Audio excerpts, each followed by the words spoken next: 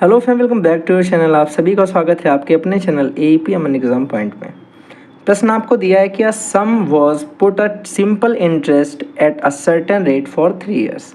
इसका मतलब है सम मतलब आपको यहाँ पे एक प्रिंसिपल दिया गया है, एक मूलधन है जो कि सिंपल इंटरेस्ट यानी साधारण ब्याज पर एक निश्चित रेट पर अ सर्टेन रेट एक निश्चित रेट पर 3 साल के लिए आपने जमा किया कहीं, ठीक है। बाद में क्या होता है कि had it been put at 1% higher rate, अगर 1% आप ज़्यादा रेट पर इसे देते, आपका 1% ज़्यादा रेट होता, तो बोल रहा है इट वुड हैव फेस्ड ₹5100 मोर, आपको 5100 रुपये यानी 5100 एक्स्ट्रा मिलते। कब? तो पूछ रहा है आपको सम बता दो, यानी वो प्रिंसिपल कौन सा है। तो सिंपल सा कॉन्सेप्ट आपको यहाँ सिर्फ और सिर्फ इतना समझना है कि भैया अभी मैंने जितने रुपए में दिया कोई कॉन्सेप्ट उससे मतलब नहीं, अभी जितने में दिया रेट में उससे मुझे कोई मतलब नहीं।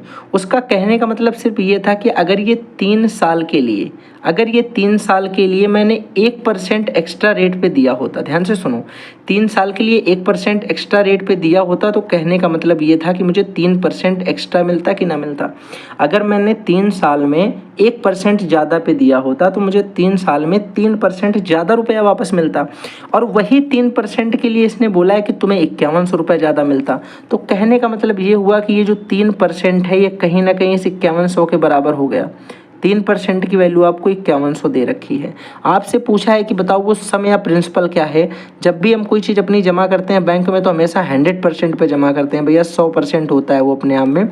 तो आप बोलोगे 100% के 3 की वैल्यू 5100, तो 100 की वैल्यू कितनी, आप बोलोगे सिंपल सा कॉन्सेप्ट है, ऊपर लिखेंगे 5100 अपॉन में लिखेंगे 3 और इंटू में लगा देंगे 100।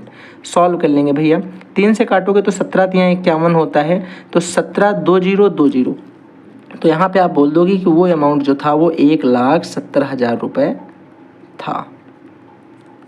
कौन सा